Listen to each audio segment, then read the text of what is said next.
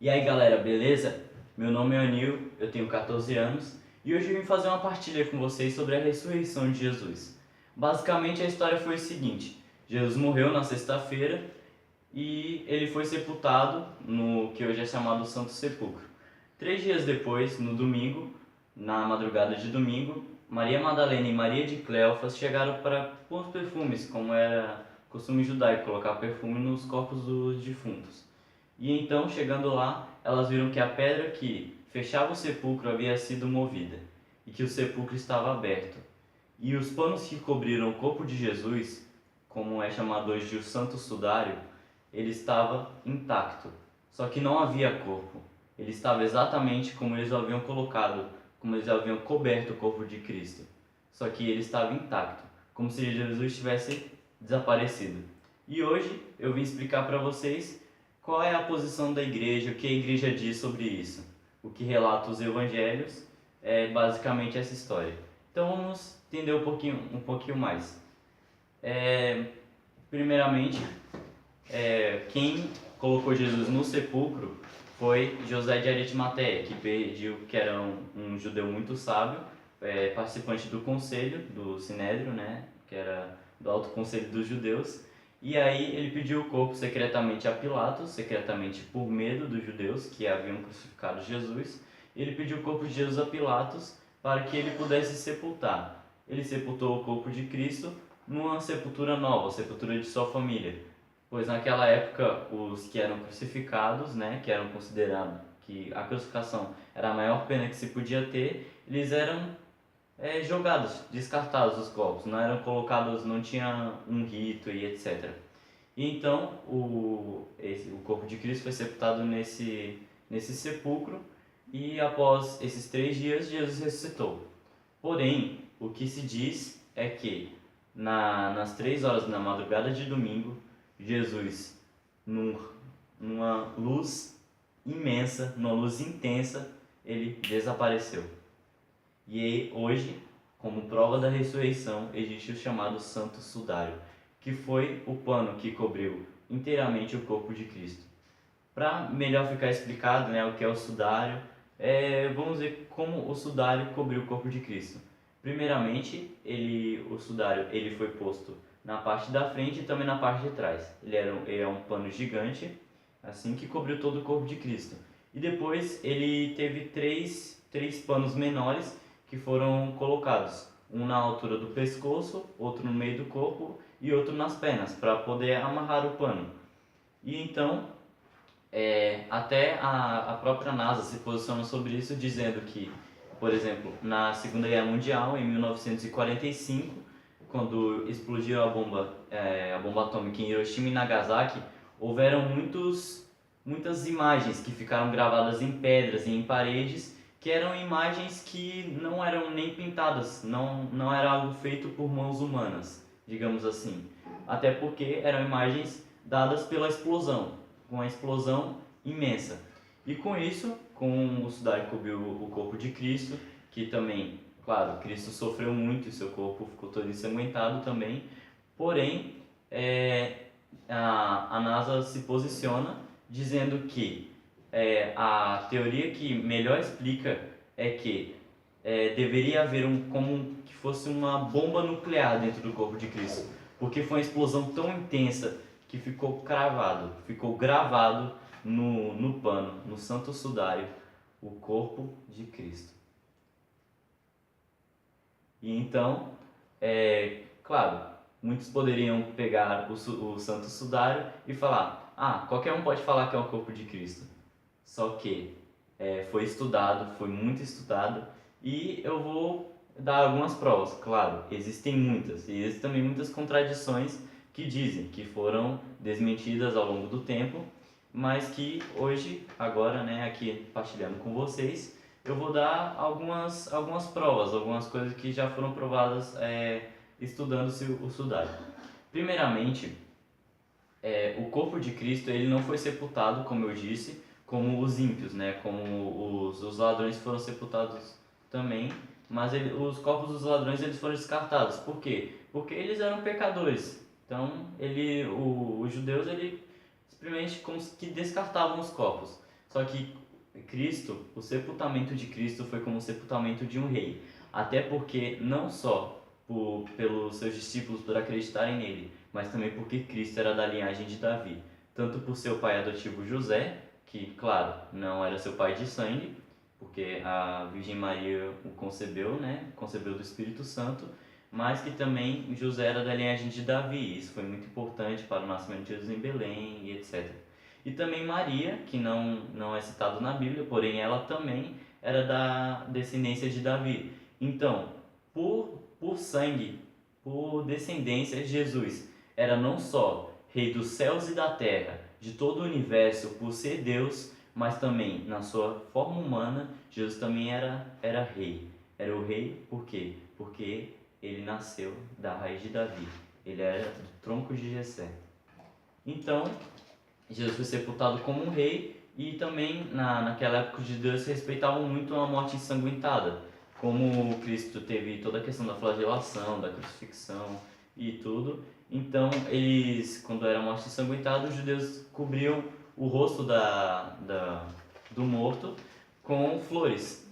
E foram encontradas flores no sudário, pólen de flores no sudário, que só nasceram que só brotaram em Jerusalém na época da Páscoa em que Jesus morreu.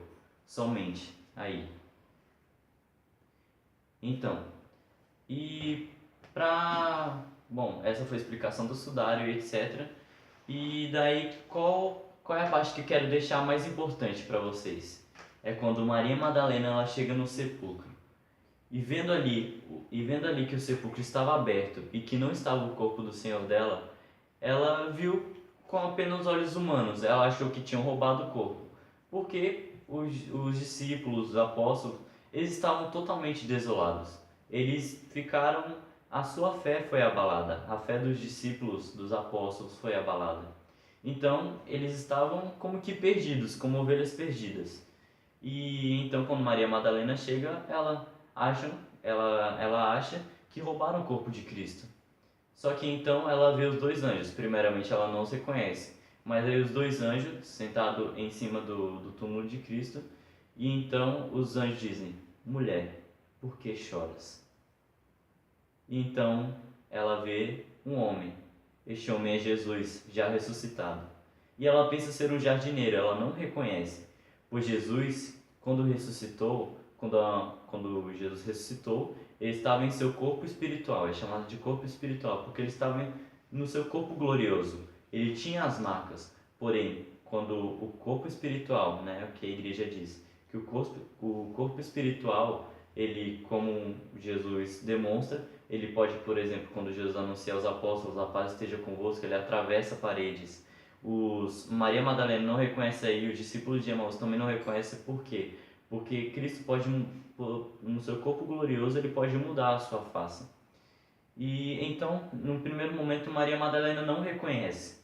E aí ela pensa que o Jesus, né, que ela não reconhece, ela pensa que ele levou o corpo de Jesus. E ela diz: fostes vós que levastes o corpo do meu Senhor? E ele diz: mulher, por que choras? E então ela se volta para Jesus e ela o reconhece. Ela vê além do olhar físico, ela olha com o olhar espiritual. Ela vê e continua vendo. E ela diz: Rabuni, que quer dizer mestre. Não só mestre, porque também no hebraico tem o rabi, que o rabi é usado como mestre. Porém, Rabuni, ele tem um sentido mais solene. É um sentido de meu mestre, o mestre dos mestres, o rei dos reis. Ela reconheceu ali que Deus havia ressuscitado, que Deus ressuscitou o seu Filho amado dos mortos. E hoje o Senhor quer falar para você. Hoje o Senhor quer tocar o seu coração dizendo: mulher, por que choras? Homem, por que choras?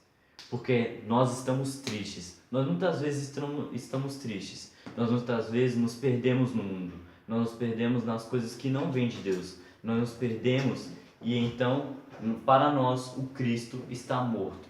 Em muitos corações o Cristo ainda não ressuscitou. E o Cristo quer hoje ressuscitar no seu coração. Porém, para que ele faça isso, você deve permitir. Você deve olhar e seguir olhando. Deve reconhecer Cristo, Jesus, o Filho de Deus, como aquele que ressuscitou dos mortos, aquele que venceu a morte para te entregar a vida eterna, aquele que abriu as portas do céu para nós e que nos concedeu a vida eterna junto ao Pai. E então, para fazer isso, nós devemos caminhar com Cristo, buscar a palavra de Deus para ter esse conhecimento do que Jesus disse, do que Jesus nos disse, do ressuscitado que passou pela cruz. E para isso, eu aconselho a vocês que busquem sempre a graça da Santa Eucaristia, porque na Eucaristia, Cristo ressuscitado, ele adentra o nosso corpo e se une num incondicional amor para conosco. Ali ele manifesta toda a sua glória e sua misericórdia.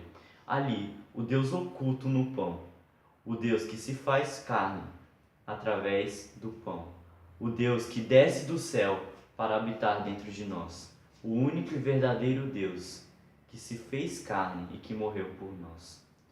Se nós pesquisarmos, por exemplo, em todos os líderes religiosos do mundo, nós vamos ver que onde eles foram sepultados, o sepulcro ele está fechado.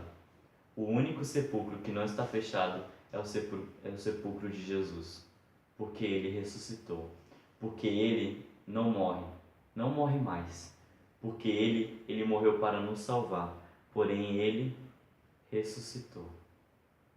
E hoje ele vem dizer ao nosso coração: homem, por que choras? Mulher, por que choras?